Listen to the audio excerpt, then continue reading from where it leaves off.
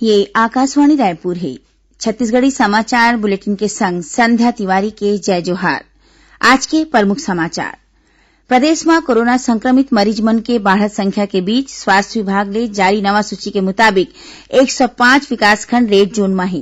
प्रदेश के पुलिस महानिदेशक डीएम अवस्थी आज जम्मू जिला के पुलिस अधीक्षक ले कही ने गुंडा और हिस्ट्री सीटर मन पर कड़ा कार्रवाई करें और विश्वविद्यालय अनुदान आयोग यूजीसी तय करे है कि आखिरी सेमेस्टर के छात्र छात्रा मन के परीक्षा सितंबर में होही। अब समाचार विस्तार ले। प्रदेश में कोरोना संक्रमित मरीज मन के बढ़त संख्या के बीच स्वास्थ्य विभाग रेड, ऑरेंज और ग्रीन जोन वाले विकासखंड के नवा सूची जारी करे है। ये सूची के मुताबिक रायपुर शहर समेत 105 विकासखंड ला रेड जोन में राखे गए हैं। उन्हें 30 विकासखंड ला ऑरेंज जोन घोषित करे गए हैं। 1 लाख जनसंख्या में नमूना के जांच दर कमती होए के सेती कुछ एक विकासखंड मन ला कोरोना मामला नहीं होए के बाद घलो ऑरेंज जोन में शामिल करे गए हैं। कोरोना संक्रमण के सक्रिय मामला के संख्या एकर दुगुना होए के दर और 1 लाख जनसंख्या में नमूना के जांच के ताजा स्थिति के आधार में ये वर्गीकरण करे गए हैं। स्वास्थ्य विभाग के मुताबिक ये वर्गीकरण 5 जुलाई तक के स्थिति के आधार में करे गए हैं। खबर के मुताबिक ये सूची ला हर हफ्ता के सोमवार के नवा सिरा ले वर्गीकृत करे जाही।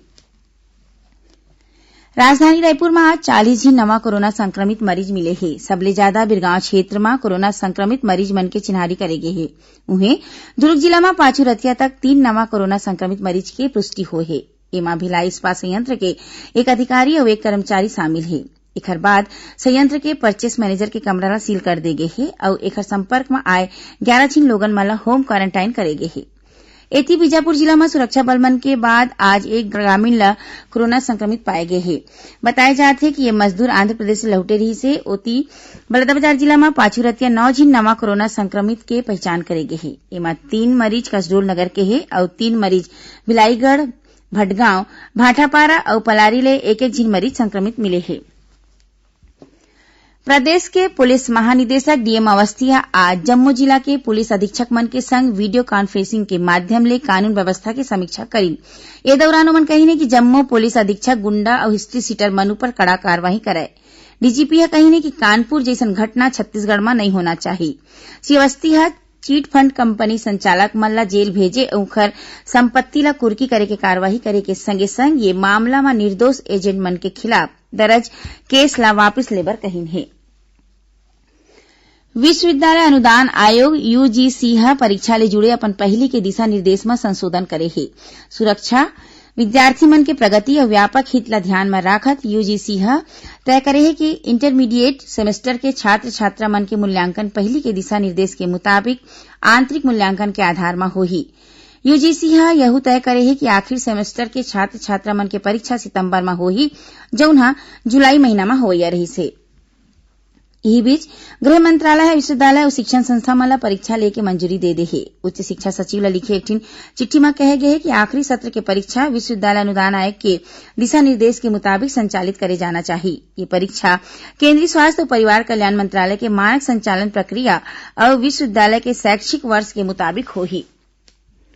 दंतेवाड़ा जिला में माओवादी डहर ले आरक्षक के माता पिता के अगवा करे के मामला आगू आए है। मिले खबर के मुताबिक जिला के गुमियापाल गांव में पाचुरतिया माओवादी मन आरक्षक के घर में पहुंच के उखर माता पिता ला अगवा करके अपन संग में ले गए।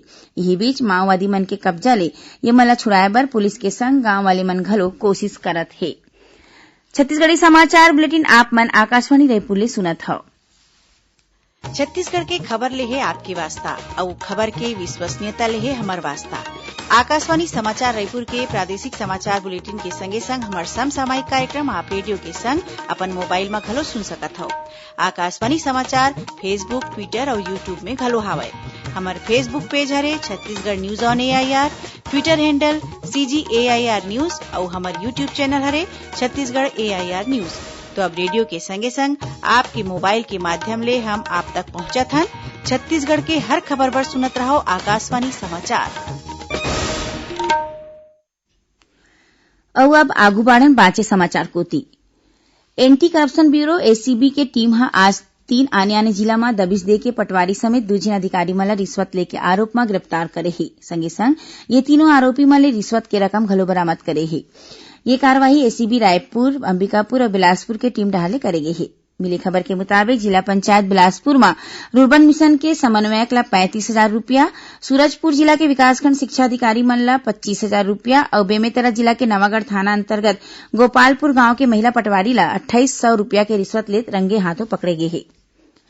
किसान मन ला आधुनिक खेती ले जोड़े बर महासमुंद जिला में उन्नत कृषि कार्यक्रम की शुरुआत करे गे हे। ये परियोजना में कृषि विज्ञान केंद्र डहार ले जिला के 5 गांव साराडी, बिरकोनी, बरबसपुर, परसवानी और अछोला ला चुने गे हे। ये 5 गांव के 50 जिन किसान मन के चुनाई करके ए मन ला उन्नत खेती बर प्रशिक्षण और तकनीकी जानकारी दे जावत है। अधिकारी मन बताइने कि ये परियोजना में धान के जिंको राइस किसम किसान मन ला देवाए जात हे। संगे संग किसान मन ला धान फसल के मेड़ में लगाए बर राहेर बीजा और खरपतवार नाशक घलो देवाए जात हे। अधिकारी मन बताइने कि जिंको किसम के धान ला लगाए बर किसान मन ला हरेक एकड़ में 50 ले 60,000 रूपया के फायदा होही। परियोजना के तहत किसान मन ला फसल उत्पादन के संगे संग बागवानी और मशरूम उत्पादन बर घलो प्रशिक्षण दे जाही, जेखर ले किसान मन के आमदनी में बढ़ोतरी हो सके। इसी बीच केंद्र सरकार कही कि खरीफ फसल के मौसम के दौरान देश में उर्वरक की कमी नहीं है। केंद्रीय रसायन और उर्वरक मंत्री डीवी सदानंद गौड़ा कही कि राज्य सरकार के संग गोठ बात करके उर्वरक के भंडार तैयार करेंगे है।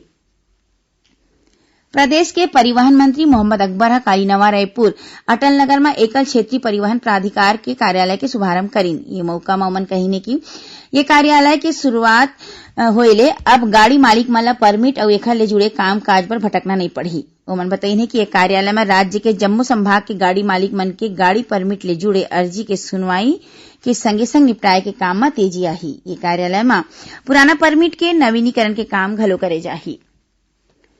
हावड़ा मुंबई हावड़ा और हावड़ा अहमदाबाद हावड़ा स्पेशल ट्रेन रोज की जगह में हफ्ता में एक दिन चलही।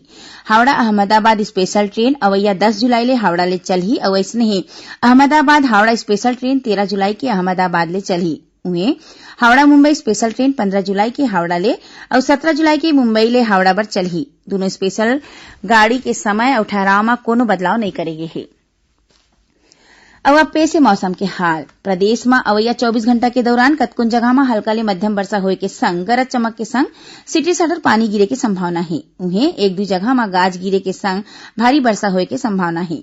मौसम विभाग ले मिले खबर के मुताबिक प्रदेश के सीमावर्ती राज्य और उखर तीर्थ अखाड़ में बने निम्न दाब के क्षेत्र के सेती प्रदेश के कुछ एक जगह में गरज चमक के संग हल्का वर्षा होए के संभावना है। फिर बस्तर संभाग में 1-2 जगह में भारी वर्षा के चेतावनी दे गई है। अब थोड़की समाचार सार में कोरिया जिला के परसगाड़ी रद्दा में मनेन्द्रगढ़ थाना के पुलिस 2 कुंटल गांजा जब्त करे है। ये मामला में 4 जिन लोगन मला हिरासत में ले गए है। उन्हें महासमुंद जिला के चैन डीपा गांव के तीर पुलिस राष्ट्रीय राजमार्ग में एक मनखे ले 7 किलो गांजा के संग 2 पहिया गाड़ी, मोबाइल और नकदी पैसा जब्त करे है। यही जिला के कुल्लू चौकी क्षेत्र में एक मनखे डहाले सियान माई लोगिन के हत्या के मामला आगू आए है। कोंडागांव के केसकाल थाना अंतर्गत तोसकपाल गांव में करंट के चपेट में आये एक जिन मनखे के मौत हो गई और मुंगेली जिला के लालपुर थाना क्षेत्र के हरनाचका गांव में एक मनखे के हत्या के बाद आरोपी थाना में आत्मसमर्पण कर दी। आखिर में प्रमुख समाचार एक घाव फेर। प्रदेश में कोरोना संक्रमित मरीज मन के बढ़त संख्या के बीच स्वास्थ्य विभाग ले जारी नवा सूची के मुताबिक 105 विकासखंड रेड जोन में है। प्रदेश के पुलिस महानिदेशक डीएम अवस्थी आज जम्मू जिला के पुलिस अधीक्षक ले कहीन गुंडा और हिस्ट्री सीटर मन पर कड़ा कार्रवाई कराए और विश्वविद्यालय अनुदान आयोग यूजीसी तय करे है कि आखिरी सेमेस्टर के छात्र छात्रा मन के परीक्षा सितंबर में होही। एक संग छत्तीसगढ़ी समाचार बुलेटिन यही सिरावत है। जय जोहार।